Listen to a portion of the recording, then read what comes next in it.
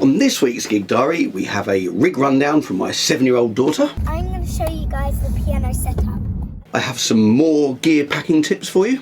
So what I do is I pop the leads in like that, and a display of the brilliant Mike Drinkwater's encyclopedic knowledge of classical music. It's not Beethoven. And some of Mike's brilliant piano playing.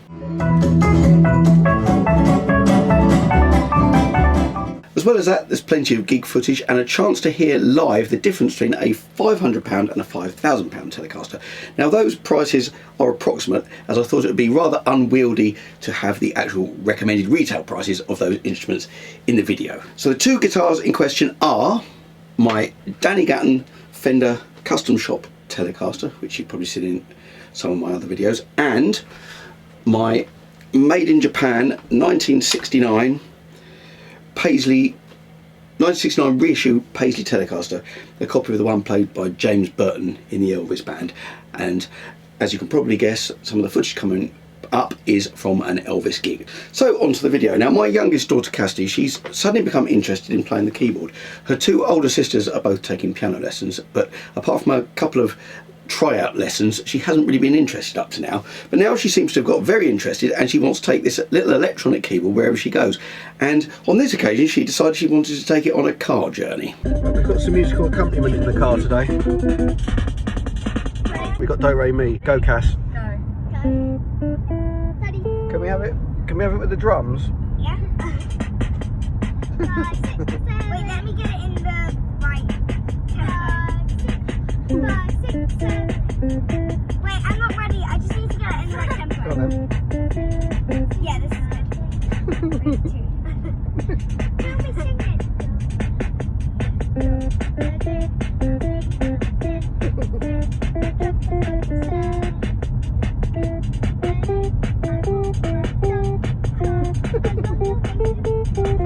I'm going to show you guys the piano setup. Okay, so if you press this button, you can see that. So it's really slow, and then that, and then that, and then that, and then that. And then if you press, if you press this, can you notice the difference?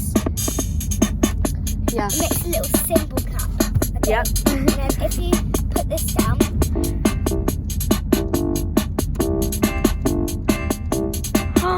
Wow. and then if you press this,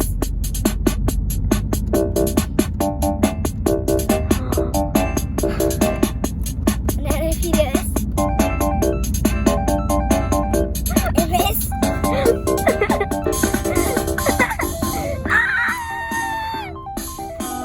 So there we are. I hope that was very useful, getting to know the auto chord function on a 1980s Casio keyboard. I always like to offer some practical advice in these videos, so I thought, just as a little aside before we get to the gig footage, here's a little bit of packing advice for the professional gigging musician.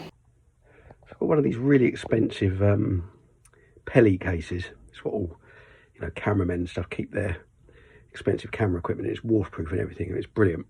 But it also does this. It's a great new feature. I think I've just brought these ones out that do this. Let me flip the camera, hang on. So what I do is I pop the leads in like that.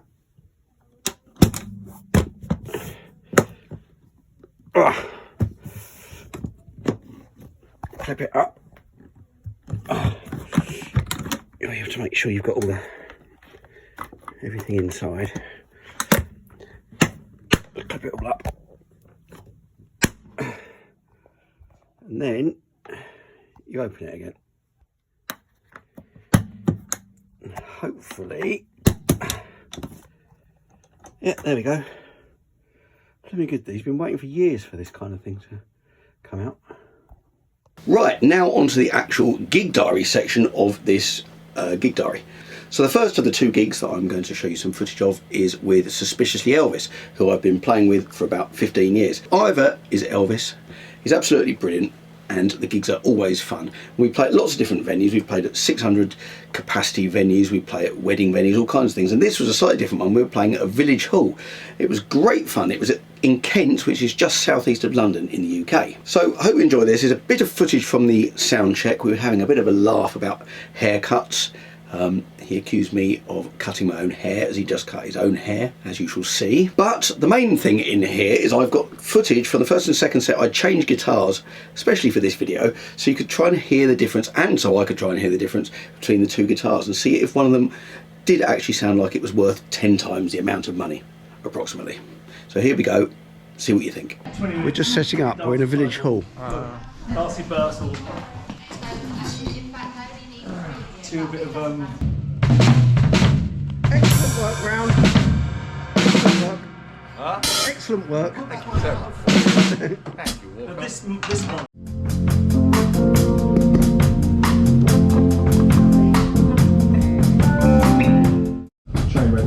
Oh, yours looks like it, mine doesn't. Is there a bit there? Is there something there? Posse, you've forgotten to cut the back. Change love me to love me tender. What do you mean? It looks like you haven't cut the back. No, that's the new look, mate. It's the mullet. Yeah, is it meant to be a mullet? Well, it looks like you got your hair on backwards. What's that? Hey, Put your hair around the other way. need to get a Right, what are we doing? tiny bit of a good spate one. Yeah. Only love? We've done that loads. It's only love. Yeah. It's only, maybe boss, big boss man, and it's only love. Okay, we've got And then we'll just see where the time is then. Here at the Down Stadium Auditorium Municipal Building, he looks like the king. He sounds like the king. Ladies and gentlemen, this is Suspiciously Elvis!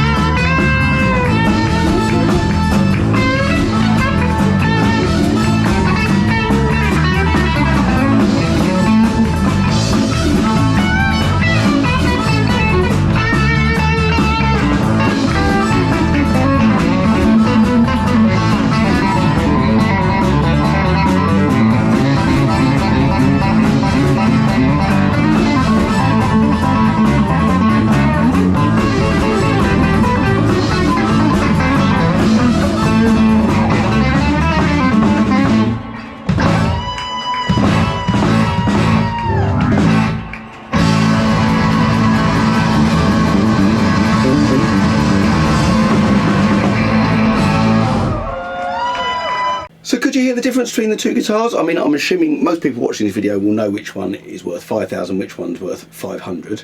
Now from my point of view, the more expensive one is a much nicer instrument to play. It's also got bigger frets on it because I had it refretted, so it makes it much easier to play. And I thought it sounded fatter. But realistically, does it sound 10 times better? Probably not. This is the law of diminishing returns at work, I guess.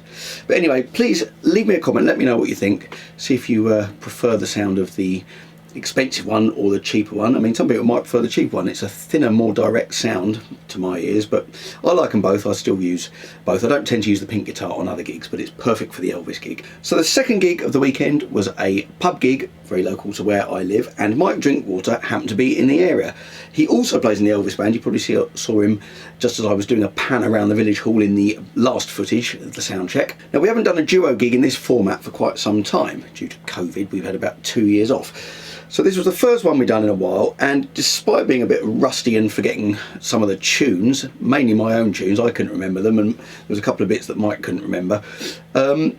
We had a great gig. I really enjoyed it. We had a really good sound, and I think we played very well, and it seemed to go down very well. So this first clip, I'm putting this one in because I thought we were doing a rather nice version of Free Falling by Tom Petty, and also Ivor, who is Elvis, turned up at the gig to watch. And I put in a little bit of a lyrical ad-lib here, which I was rather pleased with afterwards, so I thought I'd include it on here. So here we go, see what you think. She's a good girl, she loves her mama, loves Jesus, and they're good too.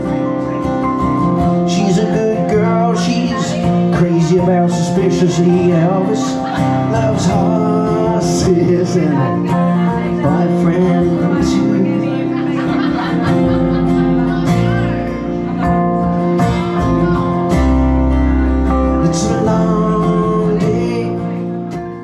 And then we did Annie's Song by John Denver. Now, a few years ago, it probably would have been very uncool to play John Denver.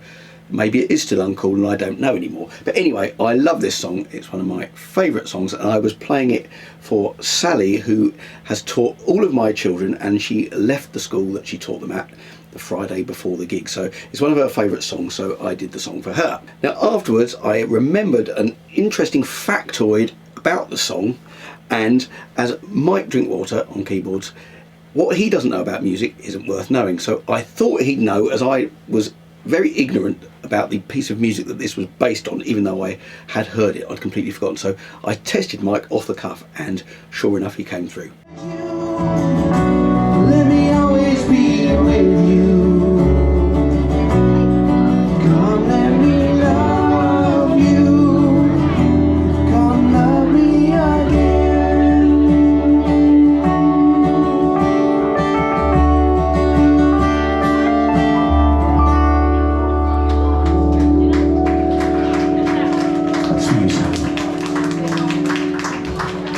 Oh, I love that song. It was one of the first songs I learned to play on the guitar. I've nearly got the hang of it now. It's based on a classical bit of music, isn't it? Do you know which one, Mike? It's not Beethoven. No, it's not Beethoven. And when he wrote it, he played it to someone, they said, you've nicked that. I should have looked this up before I started talking about it, shouldn't I? I could have looked really clever. Instead, I just looked ill-informed. It might be the Fifth Symphony by Tchaikovsky. No, I think you're right. Because it goes... La, la, la, la, la. Well, it is then, isn't it? So we did quite a lot of covers on the gig, but we also, at the request of the audience, did quite a few of my original songs. I think we did about 6 in the end. So this first bit of footage of one of the original songs is a song called Funky Country Boy. Now, it's a bit of a tribute to the Albert Lee song Country Boy, but it's actually all about working in an office, wishing you were out playing the guitar. Don't know where I got that idea from 5 years ago when I was temporarily working in an office. Anyway, at the end we do a kind of fast country solo, very much like the section at the end of Albert Lee's Country Boy, and this shows off Mike's brilliant piano playing, so here's a little bit of that. Don't suit this 9 to 5. I don't suit this suit and tie. Grab my hand and my guitar and play some way you don't even have time. This is where the weekend starts. I'll take the mic and play my part. I'm a funky country boy, funky country boy.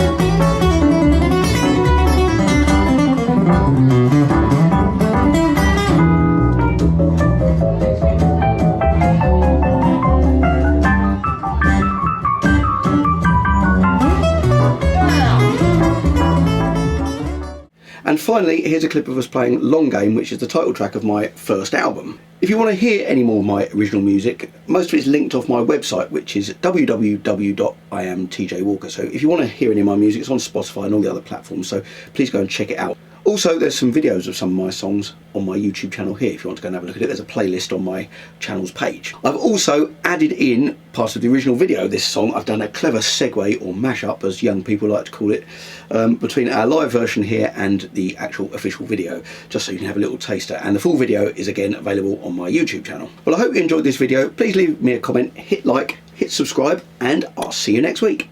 So this song is all about, it's a father giving his son advice about having a flash car, but it might be about having a flash girlfriend. It's very exciting, isn't it? Have a listen.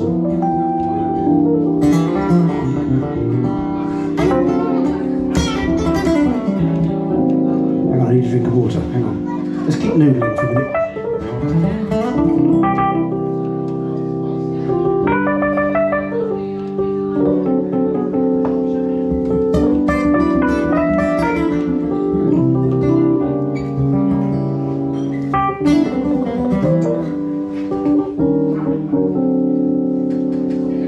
Son, I had a car like that, I know how it makes you feel.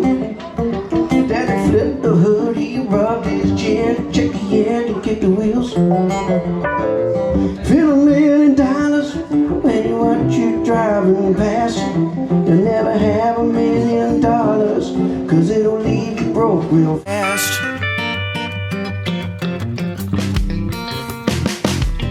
Before I met your mother, I had a string of fancy cars, a Toronado, Eldorado, a crystal blue Continental Mark. Well, a luxury coupe won't be no use when I'm old and gray, so I pick something up I like to drive until my dying day. It'll make you late, it'll let you down, bust your ass, give you the runaround, make you keep on breaking down, start thinking about the long game. You can't leave it anywhere, when you get back it might not be there, drive you to drink and to despair, start thinking about the long game, thinking about the long game, thinking about the long game.